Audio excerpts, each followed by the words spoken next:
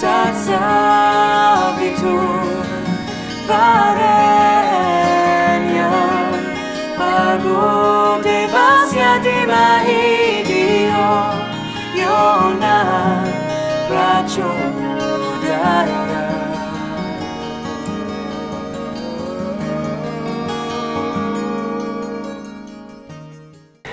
Et bonjour. Donc voilà pour une vidéo où je voudrais expliquer un peu les fonctionnements énergétiques du corps, ou en tout cas pas les fonctionnements mais les bases, pour qu'on puisse après peut-être expliquer les fonctionnements. Aujourd'hui je voudrais aborder la notion de structure énergétique. La structure énergétique du corps, donc comme on l'a vu la dernière fois, on a parlé de différentes énergies. Ces énergies circulent sur des chemins, sur des canaux.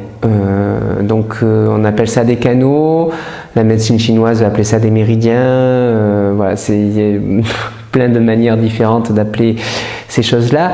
Mais voilà, donc là on parle vraiment je voudrais parler de la structure énergétique au même titre qu'on a une structure physique avec les os, la peau, la chair, etc.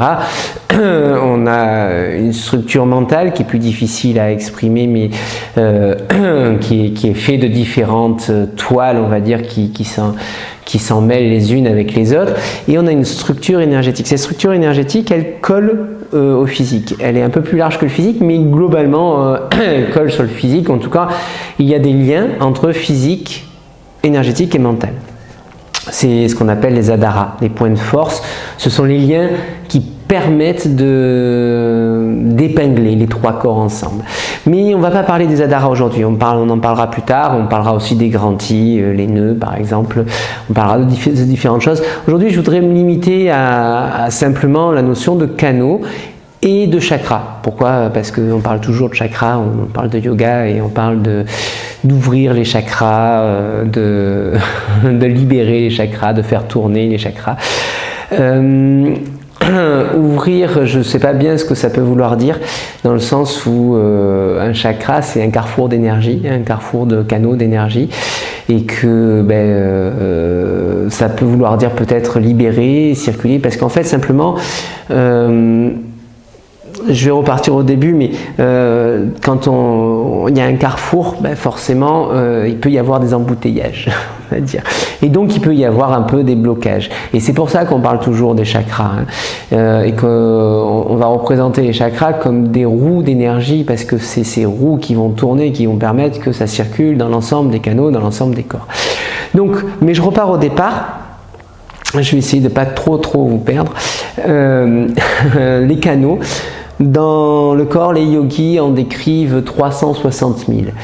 Donc, je ne vais pas vous décrire les 360 000 canaux, j'en serais bien incapable d'ailleurs.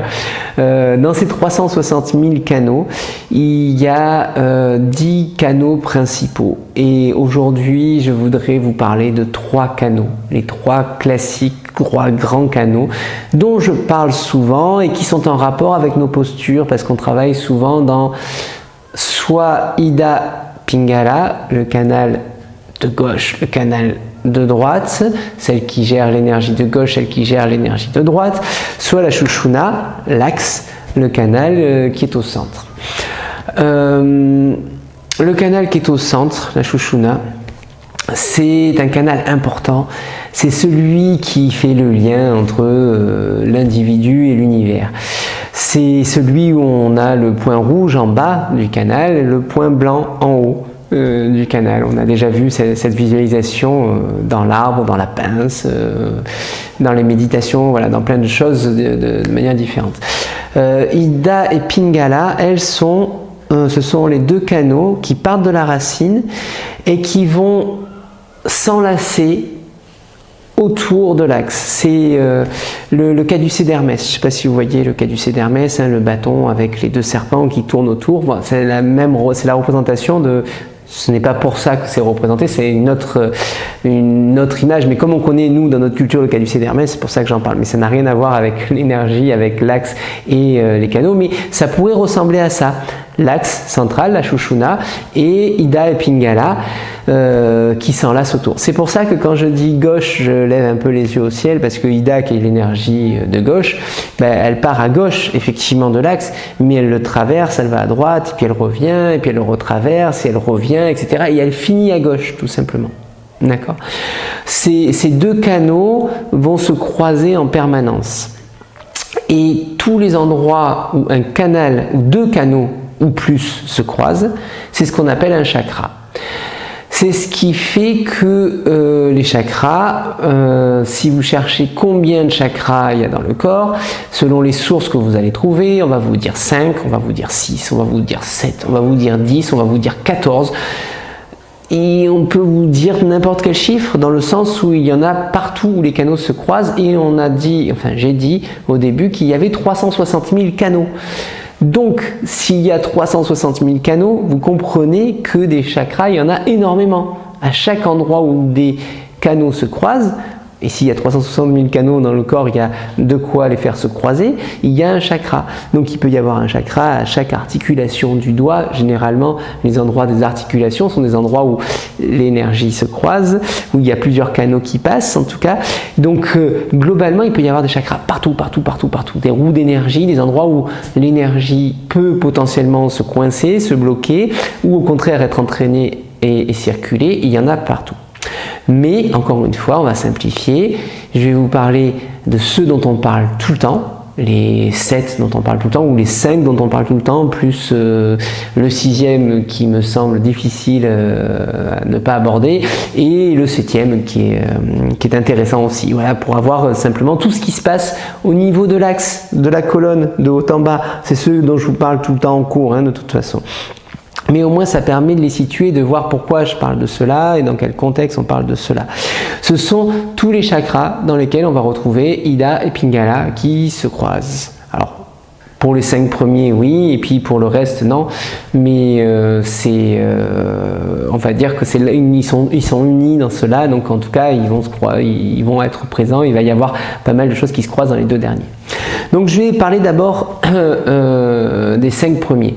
Les 5 premiers, alors pareil, hein, m'en voulez pas, je fais des raccourcis, j'essaye de ne pas m'étaler sur le sujet à chaque fois. Si vous voulez plus de précision, vous pouvez me mettre un commentaire, vous pouvez m'envoyer un message, on peut discuter, on peut s'appeler. Et moi j'essaye de toute façon de vidéo en vidéo à vous apporter un peu plus de précision.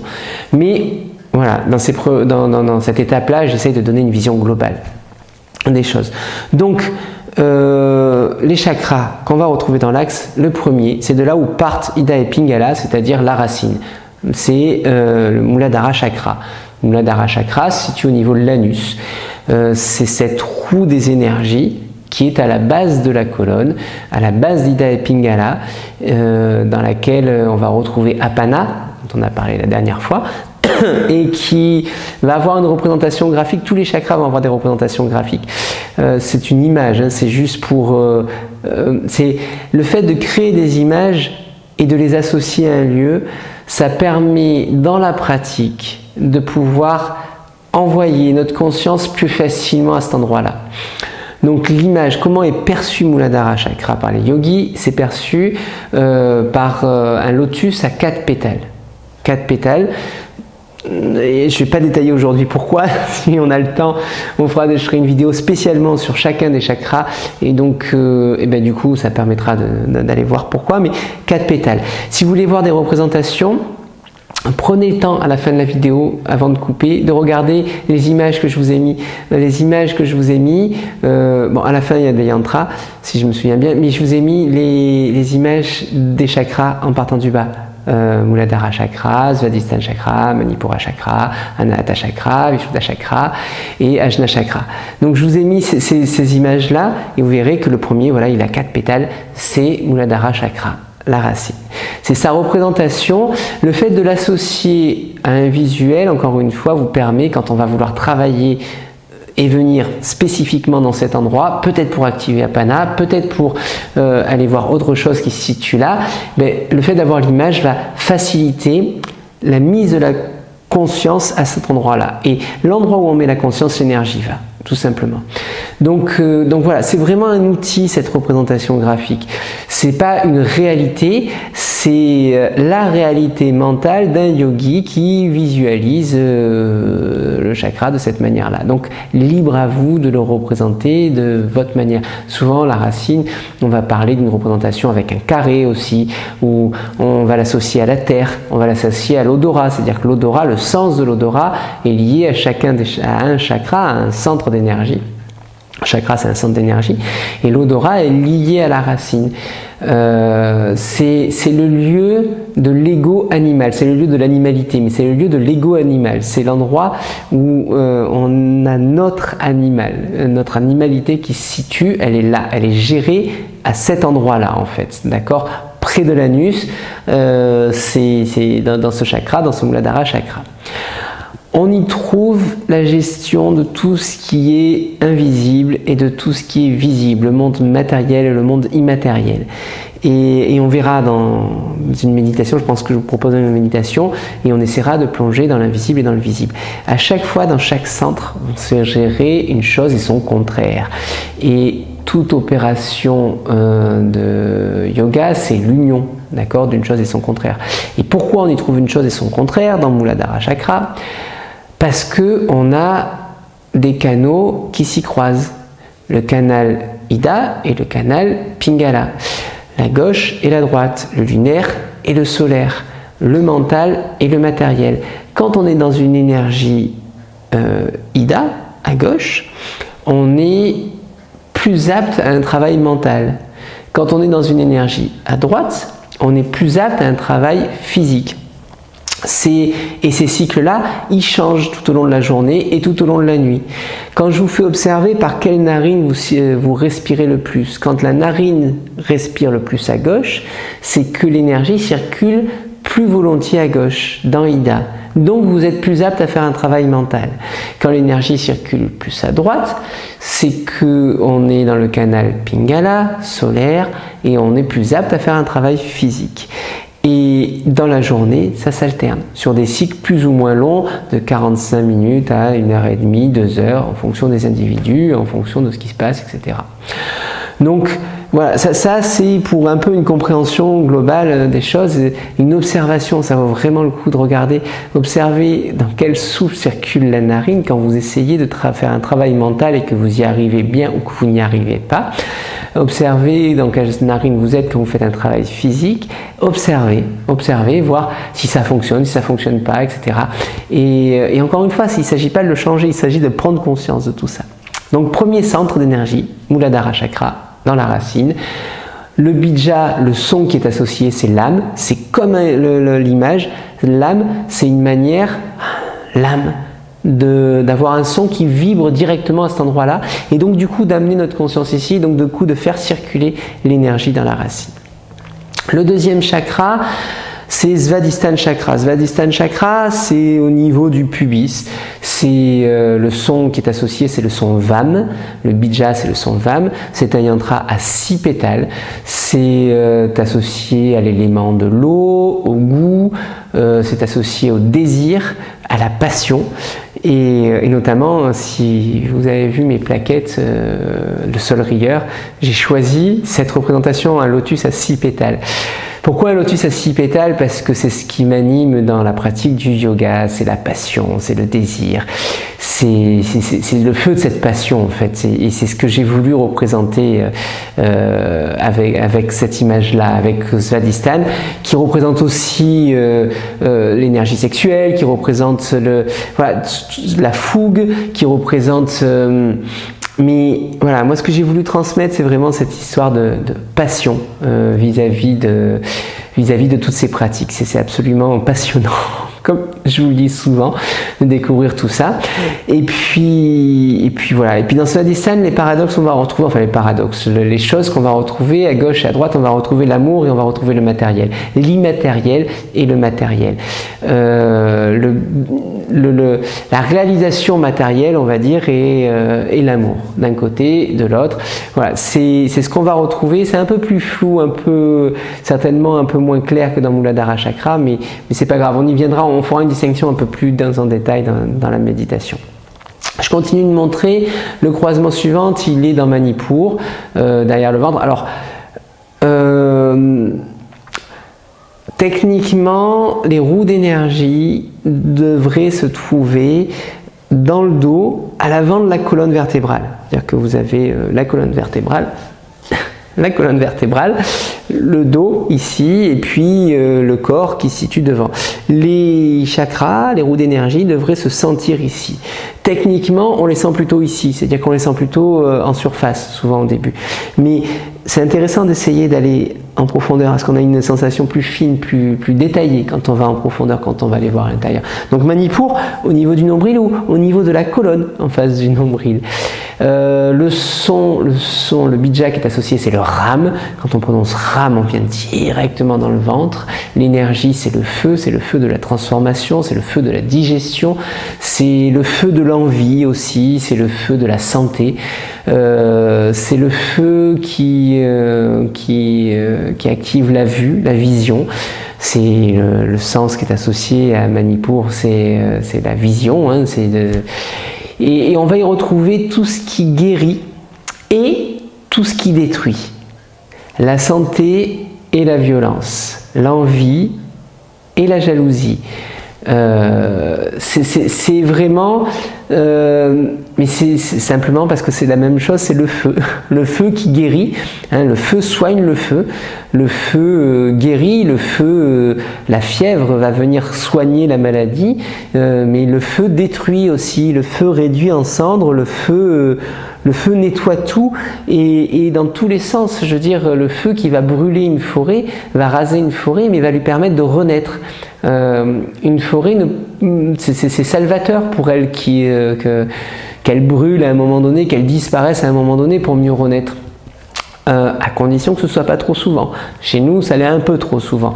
Mais ce feu qui réduit en cendres va plutôt nourrir et permettre de renaître. Hein, c'est le phénix qui renaît de ses cendres, c'est toute cette imagerie. Mais le feu qui détruit est celui qui permet de créer, tout simplement.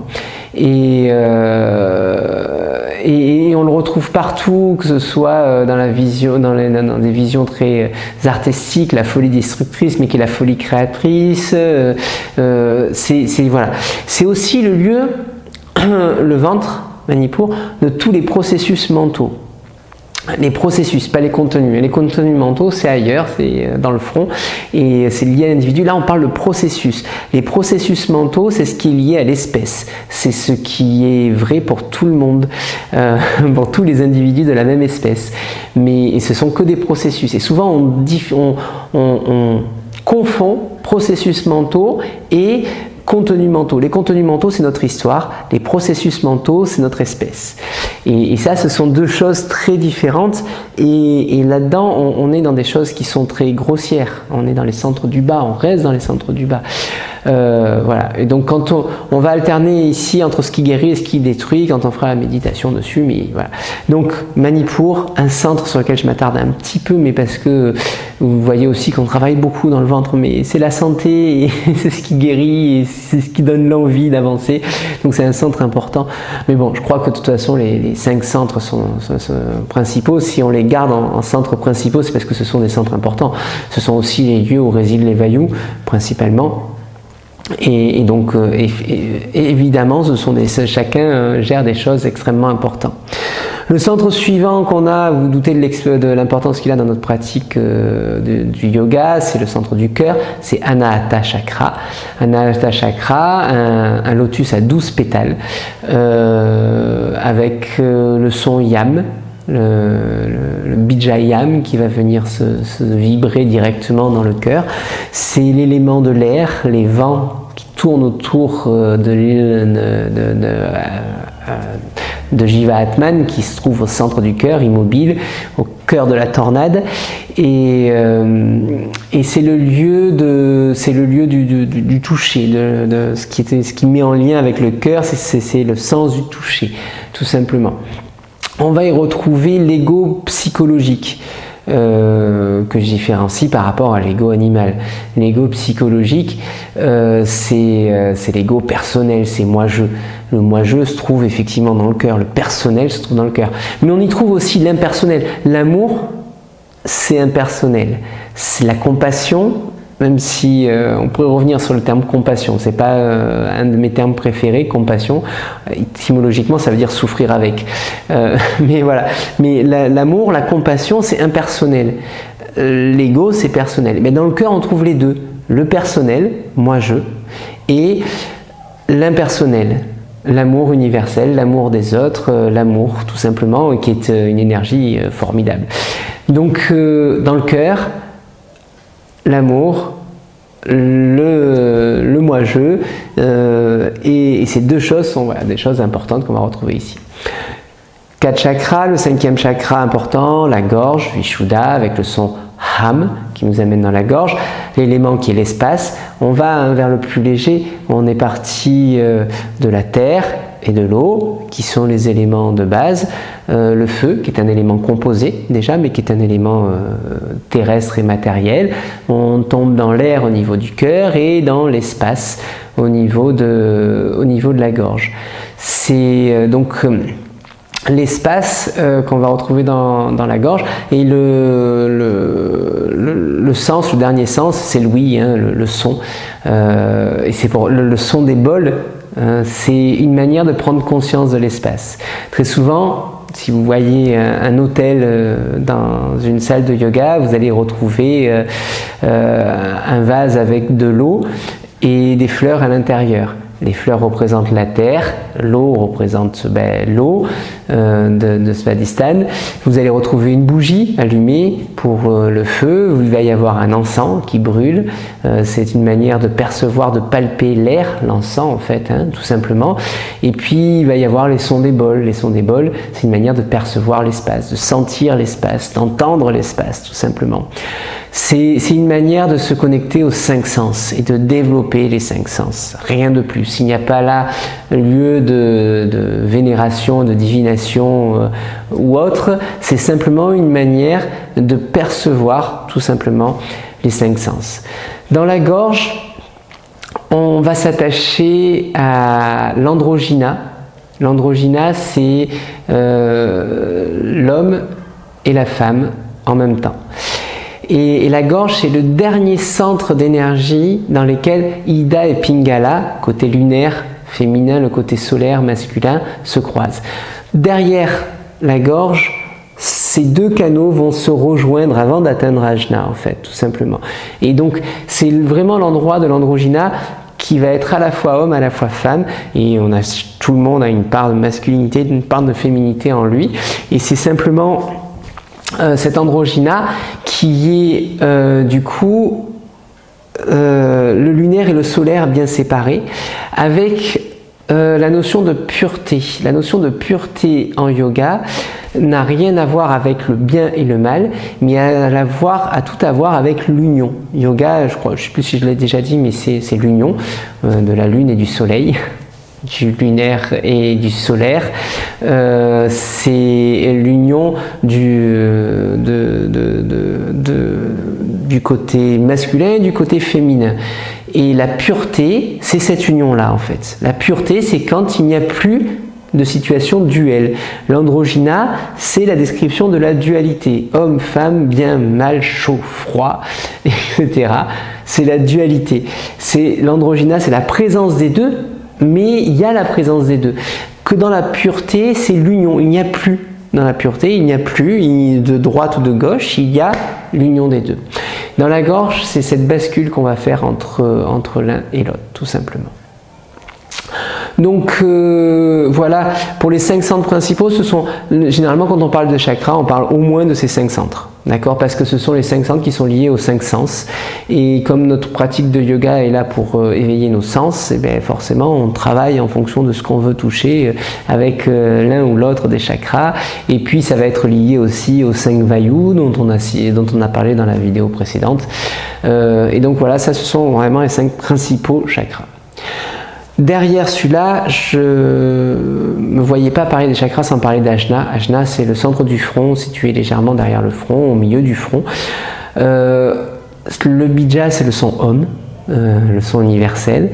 La représentation, c'est le lotus à 2 pétales. Pétale de gauche, pétale de droite. C'est là que se situe l'ego spirituel. Et c'est le centre qui coordonne tous les autres. Le chakra ici, Ajna, c'est celui qui est lié, enfin, dans le sens, le rôle, c'est la coordination des 5 autres chakras. Donc c'est celui, il n'est pas au-dessus, hein, je veux dire, sans les autres, il ne sert à rien. Et c'est pour ça d'ailleurs que dans le sens de notre pratique, on travaille d'abord le bas, pour libérer en bas, on va dire, pour faire circuler en bas, pour que en haut ça puisse fonctionner. C'est difficile d'être dans la légèreté quand on n'est pas ancré. D'accord, clairement, l'idée c'est que si on ne fait que de la légèreté et sans ancrage, ben, on s'envole dans les airs. Et il n'y a plus trop tellement d'accroche au sol. Le yoga, c'est la pratique où on ancre dans le sol et on travaille la légèreté. D'accord? C'est pour ça que l'arbre en est une représentation importante, c'est pour ça que la pince en est une pratique importante, c'est pour ça que le chien à la tête en haut est une posture importante qui permet de passer de la pince à l'arbre, tout simplement. Ces postures que je vous ai données dans le début de cette série, en fait, je ne les ai pas choisies au hasard. Et je sais que ce ne sont pas les plus faciles à mettre en œuvre. J'en ai conscience, c'était un choix peut-être délicat, mais c'est un choix vraiment représentatif de ce que je voudrais expliquer dans nos pratiques. On part de l'ancrage pour arriver à la légèreté par une pratique de l'éveil de l'énergie. D'accord? Voilà. Et donc pour revenir sur Ajna, ce centre de la coordination, on va y retrouver d'un côté les sentiments, de l'autre côté la raison. Et les deux font partie, je veux dire, le Ajna, c'est le centre des contenus mentaux. Donc oui, les sentiments font partie des contenus mentaux de notre histoire, de ce qu'on est, et c'est aussi le centre d'analyse, de tri, de décision, etc., de la raison. Donc on va alterner un peu entre les deux. Et puis je voulais voir un dernier chakra parce que je le trouve beau, parce que il est intéressant de s'y connecter, ça permet de finir l'axe. Et comme je suis parti sur la structure de la Shushumna et d'Ida et Pingala, ça me semblait difficile de ne pas parler du Sahasrara. Le Sahasrara, c'est le centre qui est situé à peu près au niveau de la fontanelle. Ce serait un peu compliqué de décrire tout ce qu'il y a là-haut, mais on va simplement parler du Sahasrara, qui est le centre aux 1000 pétales. 1000 pétales, c'est forcément très lumineux, c'est un point lumineux, c'est le sommet du crâne et c'est le symbole du lien. Et donc dans nos pratiques, voilà, on va aller passer du solide, matériel, ancré au sol, l'animalité, à la légèreté, le vaporeux, la lumière au sommet du crâne, tout simplement. Donc voilà un peu pour la structure énergétique. Je voulais parler un peu de tout ça parce que toutes nos pratiques tournent autour de ça en fait. Et je trouve que d'en parler, alors cette vidéo sera peut-être un peu plus longue que ce que j'aurais souhaité au départ, mais je ne sais pas faire plus court que ça là-dessus. Et en plus de ça, je voudrais parler d'un petit point important, c'est cette notion que on est dans un yoga tantrique et qu'il ne faut pas oublier dans tout ça que on pratique pour le plaisir, que le plaisir c'est gratuit, c'est désintéressé, que c'est juste une recherche de la liberté. Donc il y a toute cette théorie, tout ce que j'explique, tous ces fonctionnements, toute cette structure énergétique, c'est la base de nos pratiques. Mais il ne faut pas s'axer sur ça, il ne faut pas se prendre la tête avec ça.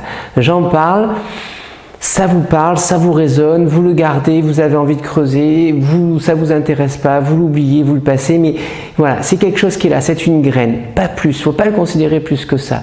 Je veux dire, c'est vraiment juste pratiquer avec plaisir. Encore une fois, j'insiste là-dessus. Dans notre pratique, on cherche pas l'ascèse avec le retrait de la vie, ou enfin je veux dire de la vie de la société, etc. On part du principe que on recherche la liberté, donc on peut pas fuir la vie, parce que la vie c'est la jouissance et qu'on cherche cette jouissance, donc on ne peut pas fuir la vie, on va au contraire se frotter à la vie, c'est ce qui va nous intéresser. Mais de la même manière, on ne peut pas fuir la souffrance, parce que la souffrance c'est la vie. La souffrance fait partie de la vie, et pour être libre, ce qu'on veut, c'est vivre pleinement. C'est tout vivre pleinement, avoir conscience de, tout simplement. Et sans oublier qu'on est humain, je veux dire qu'on peut être blessé. Alors bien sûr, quand on est blessé, c'est un signe intéressant. C'est-à-dire que être blessé par les paroles de quelqu'un, par les actes de quelqu'un, c'est un signe qu'on n'est pas libre. Je veux dire qu'un être libre ne peut pas être blessé par les paroles de quelqu'un. Quand on est blessé, le cœur s'accélère, l'énergie se met en panique, se bloque, voilà. Et on vit tout ça. On vit tout ça parce qu'on est humain, parce qu'on a certains attachements, parce que voilà, parce qu'on est blessé, et c'est pas grave. Encore une fois, l'apprentissage de l'arbre nous va dans ce sens-là, c'est pas grave. Le pranayama vise à nous libérer de cette emprise. Mais attention, ça vise à nous libérer, pas à étouffer les choses. C'est-à-dire pas à étouffer la colère, pas à étouffer la tristesse, pas à étouffer la blessure. Ça vise à nous libérer, donc à le vivre pleinement. Il n'est pas rare que pendant un pranayama, on s'effondre en larmes ou on s'effondre en rire, parce que ça permet de vivre les émotions, ça ne permet pas de les étouffer, c'est pas le but de les étouffer, d'accord? C'est vraiment de se libérer de tout ça.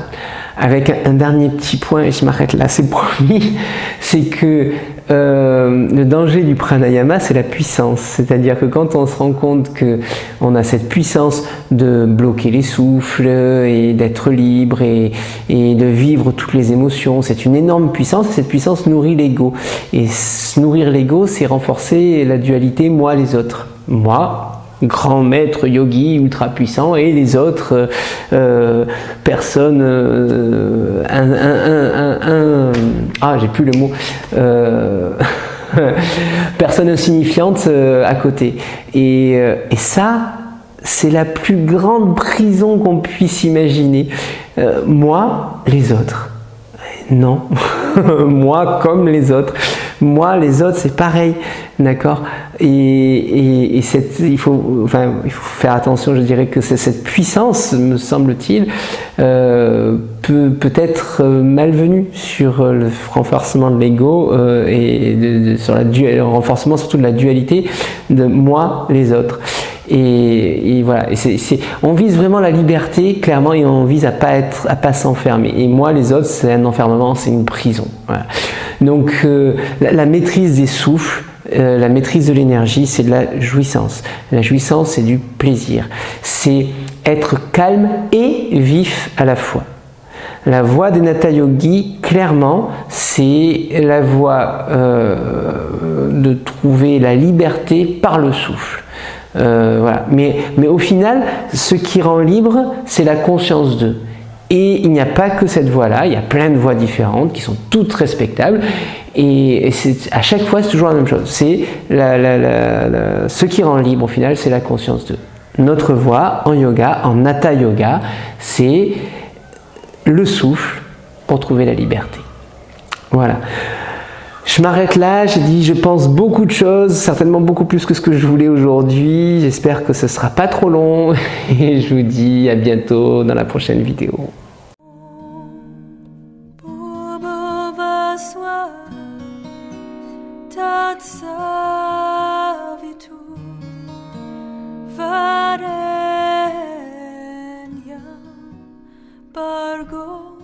Devasya Dimahi Dio Yona Pracho